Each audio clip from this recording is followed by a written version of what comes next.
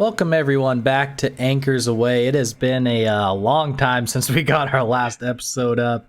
It seems like the flu and sickness and sinus infections are just going around everywhere. I had a couple friends in Washington tell me they got the flu real bad. And then shortly after that, it seems like it hit Kentucky and down in South Carolina. So, yeah, Eden definitely, took about 10 days, well, about a week and a half off probably. And back now, feeling a little bit better, but we'll get back on the train of talking Seahawks baseball. Not Seahawks baseball. My goodness. Seahawks football, okay. Mariner baseball. We're forgiven. We've been under the flu. It's been a while. And to be fair, before we just jumped on here, we're talking about Mariners. So, goodness, it's going to be a day. It's going to be an episode. So forgive us especially me, if I'm completely talking about Geno Smith playing center field for the Mariners. So it might be one of those episodes, might be one of those days, but we'll go from there. Need to have those. Yeah. So it's been a while, so I kind of think we could just kind of jump into this. I know we usually like how's the weekend, whatever. But I think it kind of summed it up there. We were both pretty sick. So with that, let's jump into this. I'm not really going to do the timer because we have been gone for a while, and I think there's a lot to fit in. That 5 minutes just won't probably cut it. We'll try and keep it closer to like the 10-minute range, if not a little bit earlier than that, but we'll try and keep it pretty close.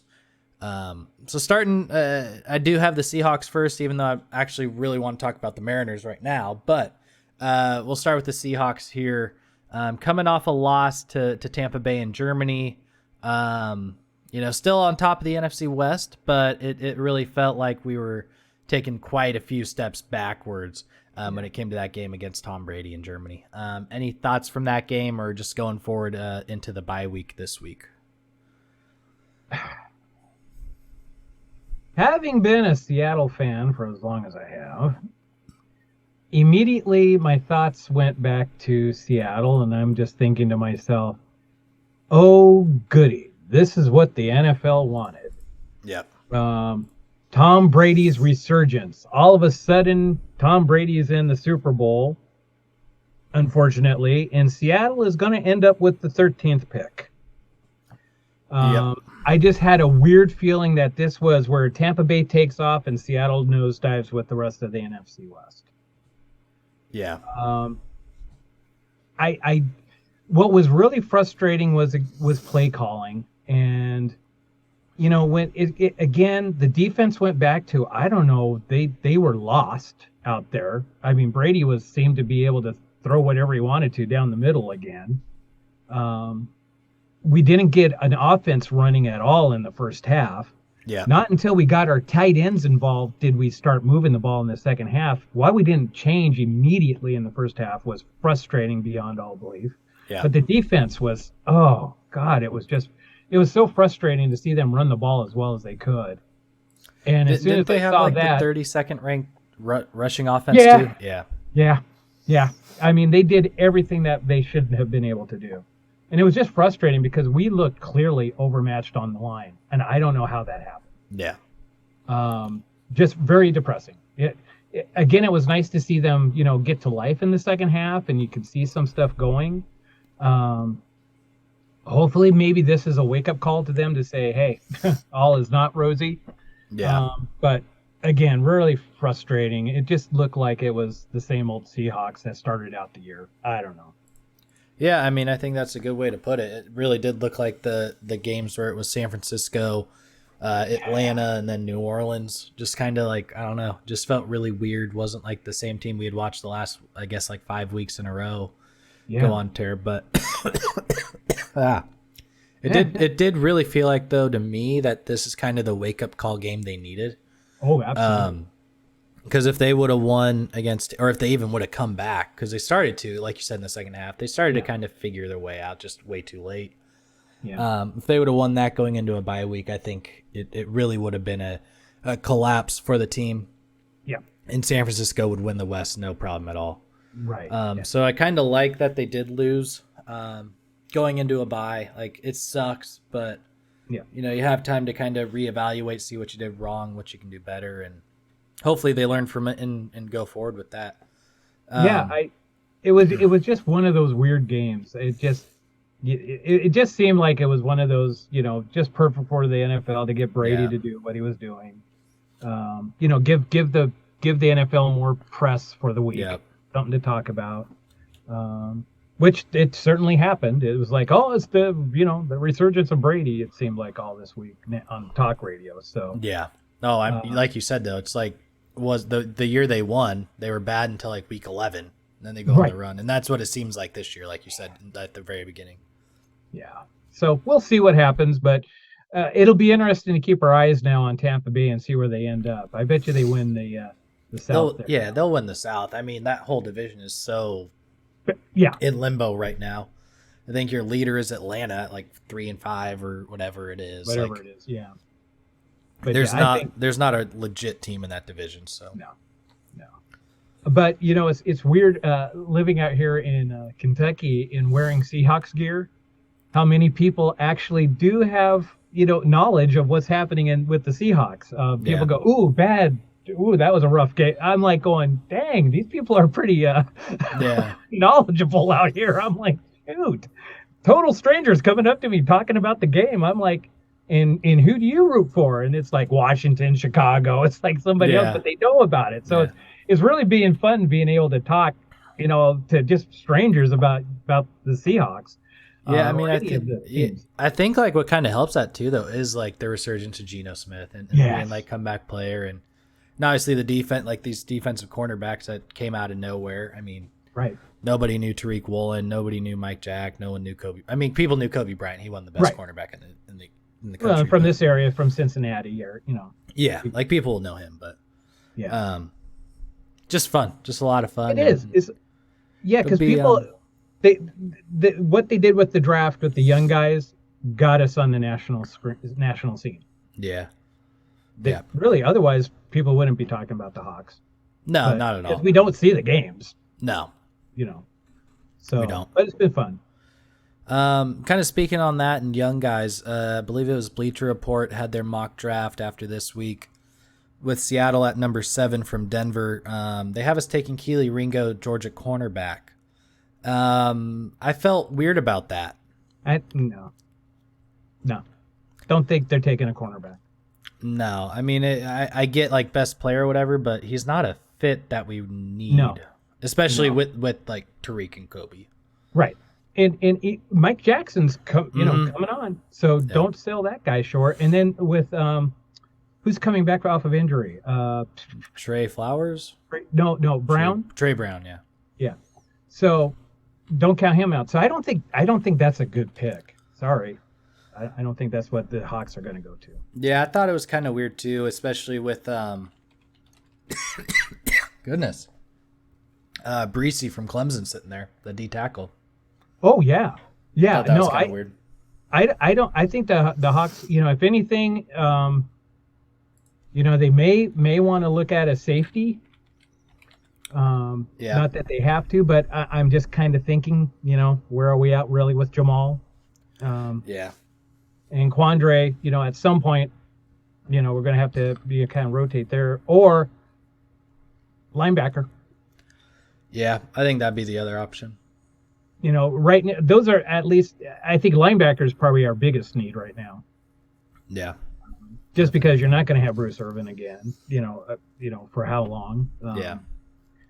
Cody Barton, It's fine, but yeah, but and do we have Nwosu? What we got him on he's a for 2-year next year deal? also, yeah. Good, yeah. So again, only 2 years. So Yep. again, I think linebacker is probably our weakest, or probably our pressing need. If we could get a top 10 linebacker, I'd be going that way. Honest. Yeah. No, I definitely agree. And Trey Brown was activated 2 days ago, so he'll be back next week. Perfect. So they got a good couple weeks with practice for him, so that's good. Yep. Anything else on the Seahawks? It's going to be an interesting stretch. I will say that. Oh yeah, it's not going to be an easy road to hoe. That's for sure. No. Coming off the bye, it's the Raiders at home. I mean, That one's winnable.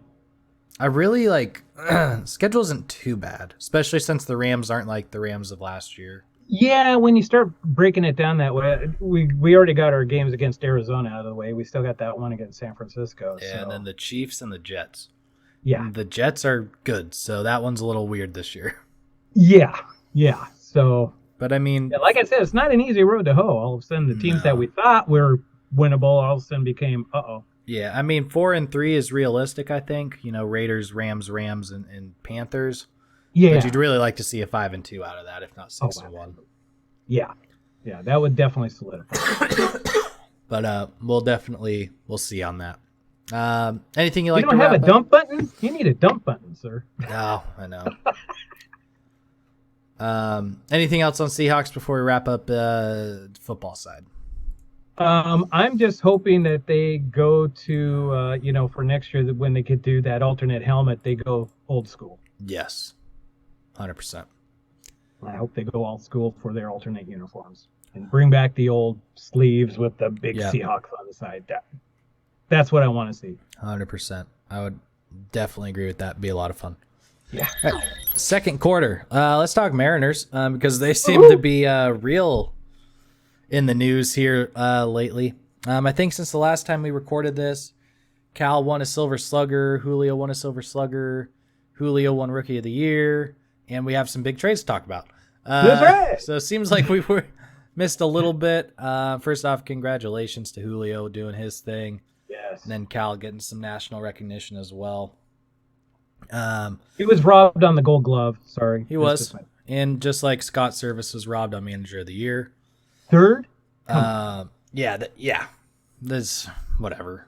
Like he weren't projected to make the playoffs. He did at the end of 21 year streak. Like, I mean, he kind of got to. I thought he was only like 1 win shy of Francona anyway. Like, whatever. yeah, that's what I thought too. So. Yeah. We know who the real Manager of the Year is. So. Yep. But let's talk the big trade that happened, I believe, yesterday. Seattle trading Eric Swanson and Mecco. Yeah, for Teoscar Hernandez. And I remember seeing this trade come across. And I was like, is that the guy that hit home runs against Robbie Ray? Yes. And then I looked up and was like, Two? It was Rob. It was the guy. He hit 270, 25 home runs, 77 RBIs, all-star last year. Great defense. You know who he reminds me of? Who's that? Jordan Alvarez.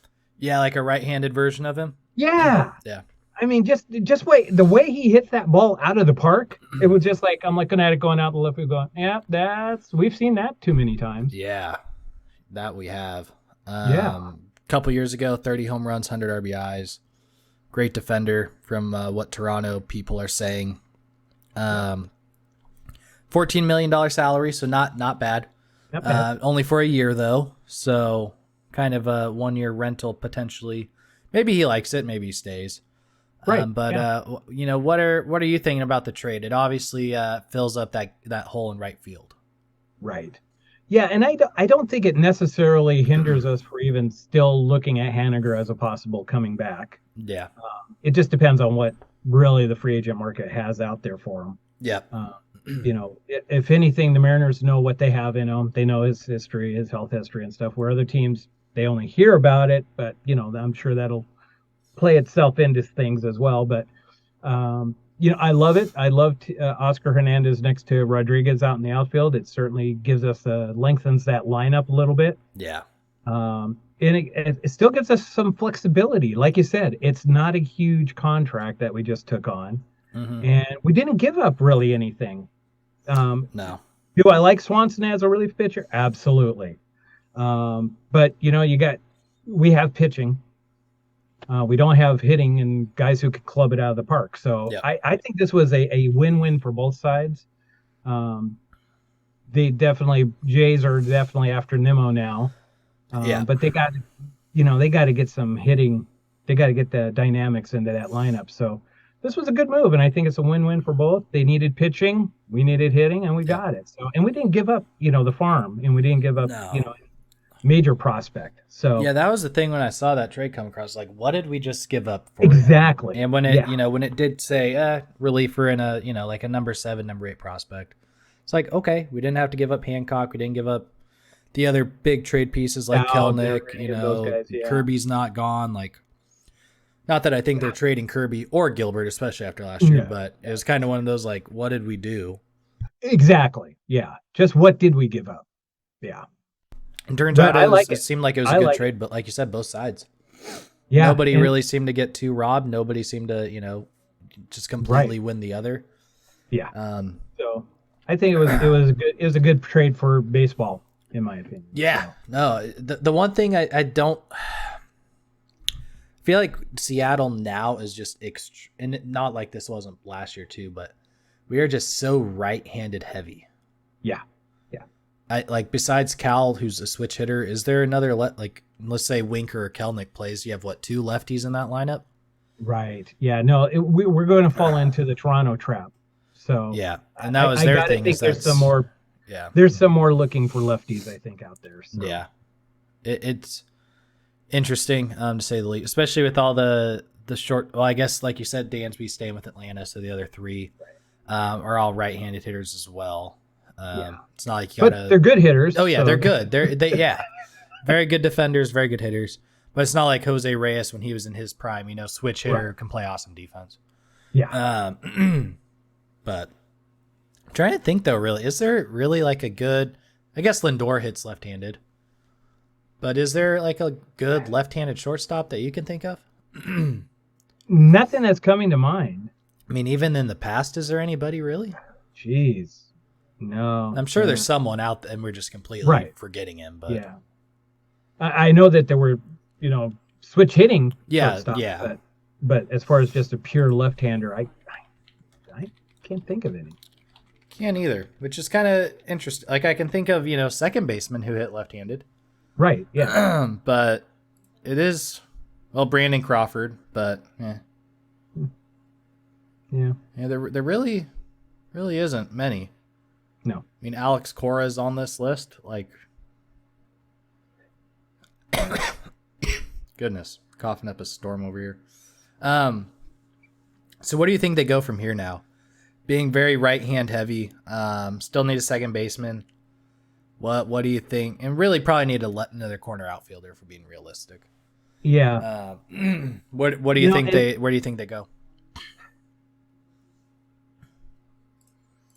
Great question. I hope they don't. They aren't real serious on Colton Long. Yeah. Because kind of like to the point, it's just another Adam Frazier. Yeah. And there's a lot of unknowns though going into next year because we aren't going to see the shift as heavy. Yeah. So there's going to be players that have fallen off, in recent years that were great hitters before. Will they come back and be great hitters again? Maybe we're not seeing somebody out there that will fit that bill. Yeah. That was really killed by the shift, but without the shift, they were awesome. Yeah. I mean, it seems like it's happened to Kelnick the last couple of I years. think that's going to be Kelnick. And that's probably what they're going to hold off on until spring training is to see if he just all of a sudden starts lightening up. Yeah. Because he won't have to think about the shift Yeah. ever. I mean, that thought is out of his head. So because the shortstop can go to like in line of second base, like they can't go past or something like that. exactly, rule? yeah, they have to have two two infielders on each side of second base. Yeah. So, yeah, so doesn't mean you can't put more guys in. No, I mean, yeah, you can do whatever you want, but Exactly, you just have to have the minimum. So yeah. that'll be interesting. Speaking of trades today, Kyle Lewis, 2020 Rookie of the Year, is gone. Going to Arizona for, I believe it's Cooper Hellman, a catcher and a outfield. He plays corner outfield also. Yeah, Played left field quite a bit in his 66 games with Arizona. I think it was like a 13 catcher, 20 left field and whatever right, and then 16 as DH. I get it because our outfield is very full. So I do understand Kyle hasn't been healthy. And hopefully he becomes kind of like, at least I hope, he's like Ketel Marte and just takes off. right. I hope do. Arizona's great for him. I was a big fan of his. I thought he was yeah. going to be Julio before Julio, which Right. obviously worked out for us that Julio became Julio. But Cooper Hellman out of Portland, 27, I think. Switch hitting catcher or position outfielder. Feels kind of like a weird trade though. Like I feel like he's not what we could have got. Maybe is that kind of because I was wasn't this Cooper's first year? yeah. Didn't he debut? Yeah, and then just this, he's like this utility guy, Which I feel like we have a lot of. We have Dylan Moore and Sam Haggerty. Yeah. So what does that do to either one of those guys now? I mean, does it mean Tom Murphy and Torrens are gone? Very possibly. Because that opens up a bench seat, Yeah. If you have a guy who can play catcher Yep. and can play the other positions, then you aren't taking up that, full bench seat then. Yeah. So, it'll be interesting to see where Murphy's at. Because I think he's gone. Coming back. I think he's gone. Is he gone? I mean, not officially, but I think with this trade, it makes it kind of feel gives like you he's gone. that indication that maybe Murphy is hurt more than we know. Yeah. Definitely could be. And maybe that's why they brought him on, just to kind of be with the team last year during the playoff run. Yeah. Like it might be a Cam Cliff Averill type thing. And I know we talked about Seahawks earlier, but medical retirement could be something like thing. that. Yeah. Yeah, it might be. Now, that very unfortunate for him. If it is the case. He was coming on. Yeah. Dang. And not saying that is the case, but it just feels like with this kind of trade, it feels like it might be. It's an insurance. This is definitely an insurance deal. Yep. Yeah. And it just feels like you traded a top, 10 pick in Kyle Lewis, rookie of the year. Obviously has the skill to play, just is very unlucky with injury. Right. For somebody who just kind of a no-name, if we're being honest. Right. Yeah. So maybe this is also looking towards Cade Marlowe. Yeah. The other thought is kind of what's the salary differences? Like what's Kyle making compared to what this kid's making? Right. Yeah. Because maybe it is a play now where you can get rid of Murphy's contract, you get rid of Torrens' contract, you bring this kid in. Maybe he's like a minimum wage kind of player. Right. And all of a sudden now you have a lot more money freed up to go after one of those three shortstops. That very good point. And you just move JP to second, or if Turner's willing to play second, Correa's playing. Correa, I don't see playing second, but I could see Trey playing second. I could see Trey playing. Yeah. Yeah. I did forget JP's a left-handed hitter. Oh, that's right. He is. Yeah. That's right. So there's our left-handed shortstop. There's the left-handed shortstop. Oh my gosh. Well, no, he's a right. He throws right. He throws right, yeah, but he bats left. Yeah, that's what I'm thinking is a pure left-handed. That I don't think exists. I don't think so. Yeah. But at least we have another left-handed hitter. So maybe we're not as right-handed powered as I thought, but still, we're still 7-3 is quite a bit. Yeah, or 6-3, not 7. I still like a 5-4 mix myself. But. I do too. Yeah, because it keeps the other team honest. Yeah.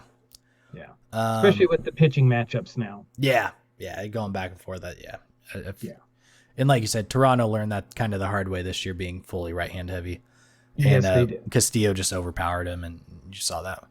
Yeah. And they saw it too, and I think that's, like you said, they got rid of Hernandez, try and bring in Brandon Nemo, and if it works out, good for them. But very good for us. I'm not mad about it at all. Absolutely. I like it. Yeah. Well, with that said, our Zoom time is running out. We'll touch real briefly on the Kraken here. Playing good hockey. They have the same amount of points as the New York Rangers that were in the Eastern Conference Finals last year. And they're sitting in like third in the Pacific, I think, still. So, hey, it's a good. Things are good. Yeah. They got a stretch here, couple games against LA, I believe against Vegas, the Rangers tonight. So it'll be very telling on what they can do here in the next 5 or 6 games going forward. Fun for them, fun to watch, just a fun team to watch, I feel like, this year. I actually enjoy watching them. It is fun. It just seems like they're more together. Yeah. It seems like they're better able to cover for each other than they had been before, and they're starting to have some neat pairings out there too. So. Yep, definitely. USA Soccer plays Monday against Wales with Jordan Morris, Christian Roldan, I think, being on that team. So that'll be interesting. Do you ever think that either one of them will get in the game? No, never. Yeah, I didn't think so either. No, but they're there. So good for them. There. They're good for them. Yep. A couple Sounders players making it. I think Rui Diaz is on a team somewhere out there. So fun stuff for some Seattle sports. Anything Yeah. you want to just wrap up on though, real quick before we close out for the night? Yeah, just a shout out to the Huskies. It was Beating kind of fun to Oregon. see That them was take fun. out Oregon. Yeah. So sorry, Pac-12, you have we kind Yeah, of wiped it nobody's out. making the You playoff. all, Yeah. you got your whole thing on USC right now, but Yeah.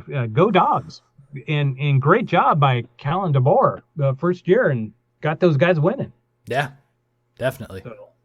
So good job. So yeah, other than that, just have a great weekend, everybody, and stay safe out there and stay warm. All right. With that said, this has been another episode of Anchors Away. Go ahead and hit that subscribe button and give us a like or a comment. We will see you all next week when we return with Anchors Away. Have a good one.